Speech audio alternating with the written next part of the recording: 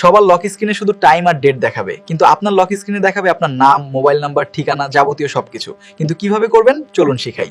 শুরুতে প্লে স্টোরে আসবেন, অলওয়েজ অন ডিসপ্লে ক্লক এটা লিখে সার্চ করে এই অ্যাপসটি ইনস্টল করে সরাসরি ওপেন করবেন। ওকে, এখানে আসার পরে এখানে একটা টিক মার্ক দিয়ে এখান থেকে ইন্টারে ক্লিক করবেন। আচ্ছা, এখন এখান থেকে 4টি অপশন অ্যালাউ করে দিতে হবে। দেন অ্যালাউতে ক্লিক করে দেন এখান থেকে অ্যাপসের উপর ক্লিক করে এখান থেকে আপনি অন করে ব্যাক করবেন। এভাবে সবগুলো আপনি অ্যালাউ করে দিবেন। আচ্ছা, আমি সবগুলো অ্যালাউ করে দিয়েছি। আচ্ছা, তারপরে ইন্টারে ক্লিক করবেন। আচ্ছা, এখানে আসার পরে এই যে সেটিংয়ের ডান দিকে যাবেন। ডান দিকে আসার পরে এই যে মেমোতে ক্লিক করবেন।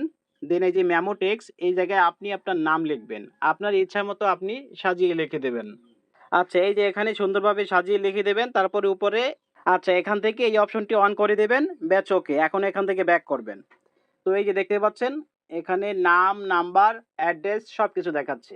আপনার মন মতো এখান থেকে আপনি সাজিয়ে লিখে দেবেন।